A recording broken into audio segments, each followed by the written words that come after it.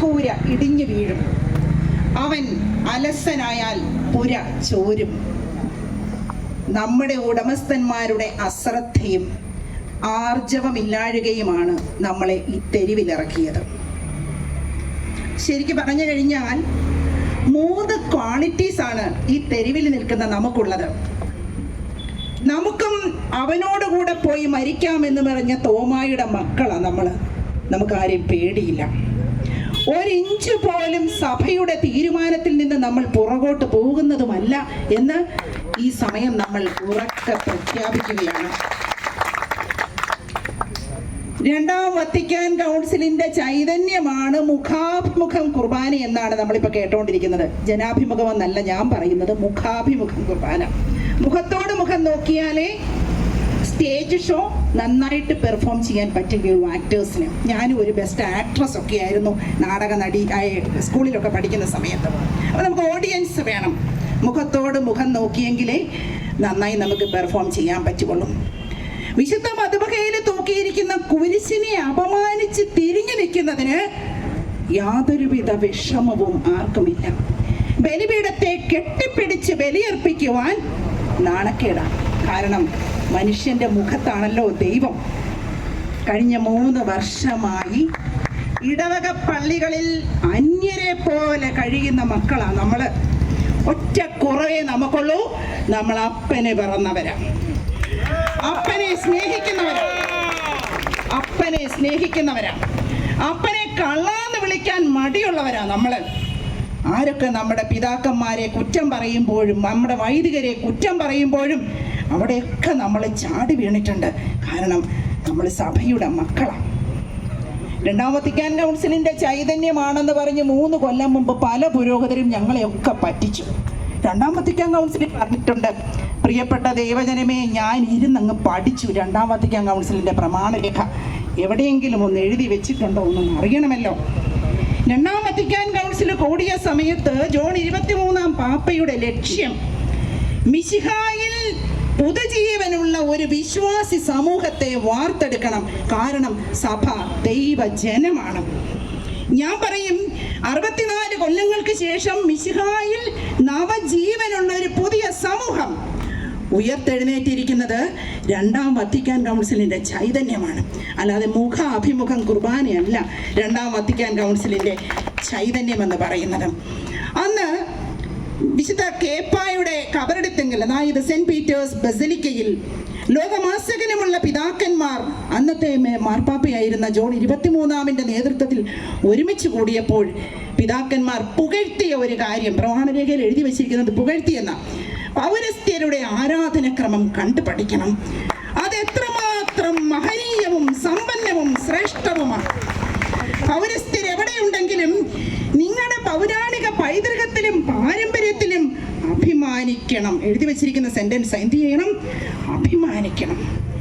നിങ്ങൾ എവിടെയാണെങ്കിലും പരിപൂർണ വിശ്വസ്തയോടും ബോധ്യത്തോടും കൂടെ അത് പിൻചൊല്ലണം. നിങ്ങളുടെ പൗരസ്ത്യ പാരമ്പര്യ വേരുകൾ നിങ്ങൾക്ക് ഊർജമായി മാറണം. നമ്മുടെ വൈദികർ നമ്മളോട് പറഞ്ഞു തന്നത് എന്നതാ? ഇത് വല്ലതും പറഞ്ഞു തന്നായിരുന്നോ? ഞാൻ കേട്ടില്ല. ഞാൻ ഇരുന്ന് പഠിച്ചു. എന്തൊക്കെയാണ് അവർ ചർച്ച ചെയ്തത്, എന്താണ് ഉരുത്തിരിഞ്ഞത്? സത്യത്തിൽ ബെനഡിക്റ്റ് 16 പാപ്പ വളരെ സങ്കടത്തോടെ പറഞ്ഞു, അന്ന് ഉരുത്തിരിഞ്ഞ ആശയത്തെ ആദ്യം തന്നെ ലത്തീൻ സഭ തകിടം മറിച്ചു. ലത്തീൻ സഭയുടെ ചുവട് പിടിച്ച് ഇവിടുന്ന് ലത്തീൻ സഭ എന്തൊക്കെ ചെയ്യുന്നു അതൊക്കെ കോപ്പി അടിച്ച് ഇങ്ങോട്ട് കൊണ്ടുവന്ന് സ്വന്തം അപ്പനെ അപ്പാന്ന് വിളിക്കാതെ അടുത്ത വീട്ടിലെ അപ്പനെ കയറി അപ്പാന്ന് വിളിക്കുന്ന ഒരു സ്വഭാവം. പ്രിയപ്പെട്ടവരെ, തിരിച്ചറിയണം, നസ്രായൻ്റെ ചങ്കുകളായ നമുക്ക് നസ്രായൻ്റെ രക്തമാണ് നമ്മുടെ സിരകളിലൂടെ ഓടുന്നെങ്കിൽ സഭാമാതാവിനെ വേദനിപ്പിച്ചുകൊണ്ടല്ല നമ്മൾ മുന്നോട്ട് പോകേണ്ടത്. പ്രാദേശികവാദം തുലയണം. ഞാൻ അങ്ങനെ പറയുള്ളൂ. ഞങ്ങളുടെ രൂപത എന്നല്ല, ഞങ്ങളുടെ സഭ, എൻ്റെ സീറോ മലബാർ സഭ എന്നാണ് നമ്മൾ പറയേണ്ടത്. പലരും വിശുദ്ധ യോഹന്നാൻ്റെ സുവിശേഷത്തിലൂടെ നമ്മൾ കടന്നു പോകുമ്പോൾ നമ്മളൊരു കാര്യം കാണുന്നുണ്ട്. ഈശോ പരിശുദ്ധ കുർബാനയെ പറ്റി പഠിപ്പിച്ചപ്പോൾ പിറുപിറുത്തെന്നാണ് പറയുന്നത് ശിഷ്യന്മാർ. പിറുപിറുപ്പും മുറുമുറുപ്പും അതിപ്പോഴും ഇല്ലേ? വർഷങ്ങളോളം നമ്മുടെ പിതാക്കന്മാർ പഠിച്ചിട്ട് നമ്മുടെ പൈതൃകവും പാരമ്പര്യവും കൂട്ടിയിണക്കി നമുക്കൊരു ആരാധനാക്രമം സെറ്റ് ചെയ്ത് തന്നപ്പോൾ മാർത്തോമായുടെ ശിഷ്യന്മാരായ മാർ അത്തായി മാറിയും ഒക്കെ എഴുതിയുണ്ടാക്കിയ ആ ആരാധനക്രമം. അതുകൊണ്ടാണ് ഇന്നും ഫ്രാൻസിസ് മാർപ്പാപ്പ നമ്മുടെ പിതാവ് അവിടെ ചെന്നപ്പോൾ പറഞ്ഞത്, ശ്രേഷ്ഠമായ ആരാധനക്രമമാണ് നിങ്ങൾ സഭയ്ക്ക് സമ്പത്തായി തന്നിരിക്കുന്നത്. ഈ ശ്രേഷ്ഠതയൊന്നും മനസ്സിലാക്കാതെ കപട പ്രബോധനങ്ങൾ തന്ന് ജനങ്ങളെ വഞ്ചിച്ച് അവർക്ക് ചുറ്റും അവർ നടത്തുന്ന പരിപാടിയുടെ ചുറ്റും ജനങ്ങളെ കോമാളികളാക്കി നിർത്തി വിശ്വാസം തച്ചുടയ്ക്കുന്ന ഒരവസ്ഥയിലേക്കാണ് ഇന്ന് കൊണ്ടെത്തിച്ചിരിക്കുന്നത്. ഈശോ ശിഷ്യന്മാരോട് ചോദിച്ചു, നിങ്ങൾക്കും പോണോ? പോവാം. ഈശോ എന്താ ഒരു സമവായത്തിന് മുതിരാതിരുന്നത്? ഈശോയുടെ കൂടെ നടക്കുന്ന ആൾക്കാർ കുറയും, സഭ പിളരും, അംഗസംഖ്യ കുറയും. എന്താ ഈശോ ചിന്തിക്കാതിരുന്നത്? അവന് ഉൾബലം ഉണ്ടായിരുന്നു. ഇത് പരിശുദ്ധ കുർബാനയാണ്, ഇത് മാത്രം പോരെ നമ്മുടെ മെത്രാന്മാർക്ക് ശക്തി കിട്ടാൻ. അവസാനം ഈശോ ശിഷ്യന്മാരോട് ചോദിച്ചപ്പോൾ ശിഷ്യന്മാർ പറയുന്നുണ്ട്, കർത്താവേ, ഞങ്ങൾ എവിടെ പോവാനാ? നിത്യജീവന്റെ വചസ് നിന്റെ അടുത്തുണ്ട്. തിരിച്ചറിയണം, പരിശുദ്ധ കുർബാന നിത്യജീവനാണ്.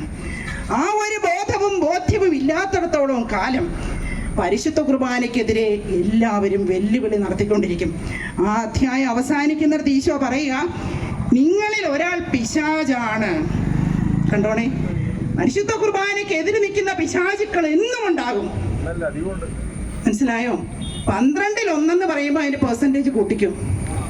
ഈശോ ആ അധ്യായം പറഞ്ഞ് അവസാനിപ്പിക്കുന്നത്, നിങ്ങളിൽ ഒരാൾ പിശാചാണ്. അപ്പോൾ ആ പിശാചിന്റെ പുറകെ ഈശോ പോയില്ല. ലഗിയോൺ എന്ന് പറയുന്ന പിശാചിനെ 2000 പന്നിക്കൂട്ടത്തിലേക്ക് ഇറക്കി വിടുകയായിരുന്നു. പൊക്കോളാൻ പറഞ്ഞു. പന്നിക്കൂട്ടത്തെ പറ്റി ഈശോ ഇരുന്ന് കരഞ്ഞില്ല. ധൂർത്തപുത്രന്റെ പിന്നാലെയും പോയില്ല. വരുന്നെങ്കിൽ വരും. മാർപ്പാപ്പ പറഞ്ഞല്ലോ, അനുദപിച്ച് തിരിച്ചു വരുന്നവനെ എപ്പോൾ വേണമെങ്കിൽ നമുക്ക് എടുക്കാം. പക്ഷേ ഈ സഭയെ രക്ഷിക്കാൻ ആർജവം ഉണ്ടാകണം. നമുക്കറിയാം, ഇന്ത്യൻ സ്വാതന്ത്ര്യ സമര സേനാനികള് മരണത്തെ ഭയപ്പെട്ടിരുന്നെങ്കിൽ നമുക്ക് സ്വാതന്ത്ര്യം കിട്ടുമായിരുന്നോ?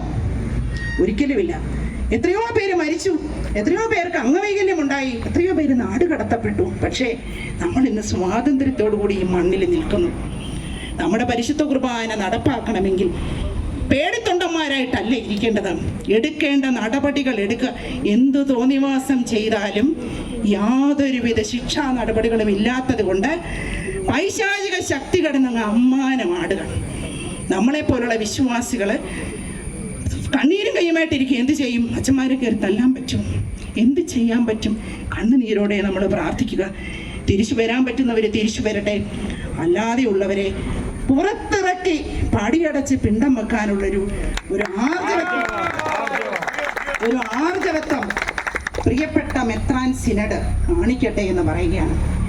2-ാം വത്തിക്കാൻ കൗൺസിൽ പ്രമാണരേഖയിൽ എഴുതി വെച്ചിരിക്കുന്ന വളരെ ഭംഗിയുള്ള ഒരു സെന്റൻസ് ഉണ്ട്. ആരാധനക്രമത്തെ നിയന്ത്രിക്കാനുള്ള അധികാരം സഭാധികാരികൾക്ക് മാത്രമാണ്. പ്രത്യേകിച്ചും പരിശുദ്ധ സിംഹാസനത്തിന് ഒരു കോമയിട്ടിട്ട് എഴുതിയിട്ടുണ്ട്, നിയമം അനുവദിക്കുന്നെങ്കിൽ മെത്രാന് മാത്രം. ഒരു പുരോഹിതൻ ഒരു വാക്ക് കൂട്ടിച്ചേർക്കാനോ ഒരു വാക്ക് എടുത്തു കളയാനോ മാറ്റം വരുത്താനോ അധികാരമില്ല ആരാധനക്രമത്തിൽ. എന്നിട്ടാണ് നമ്മുടെ മതബഹകളില് വായി വരുന്നതൊക്കെ വിളിച്ചു പറഞ്ഞൊരു പരിശുദ്ധ കുർബാന എന്ന പേരില് സ്ലീവ കാണുന്നത് അവർക്ക് അലർജിയാണ്. ബേമ ഇഷ്ടമല്ല, ഉന്തി മാറ്റി സൈഡിലോട്ട് ഇട്ടേക്കുക ബേമ. ഞങ്ങളുടെ ഇടവകപ്പള്ളിയിൽ ചെന്ന് ചോദിച്ചപ്പോൾ അച്ഛൻ പറഞ്ഞു, എന്നെ പഠിപ്പിക്കണ്ടെന്ന് പറഞ്ഞു. ആ സങ്കടം കർത്താവിന് വിട്ടു. ഞങ്ങൾ കർത്താവ് പഠിപ്പിക്കട്ടെ. പഴയ നിയമത്തിലെ എസ്രാ എന്ന് പേരുള്ളൊരു പുരോഹിതൻ ഉണ്ടായിരുന്നു. ആ പുരോഹിതനെ പറ്റി 7-ാം അധ്യായത്തിന്റെ 10-ാമത് വചനം എന്ത് സുന്ദരമായിട്ട് എഴുതിയിരിക്കുന്നതെന്നറിയാമോ? നമ്മുടെ പുരോഹിതരൊക്കെ ഒന്ന് വായിക്കുന്നത് നല്ലതാണ്.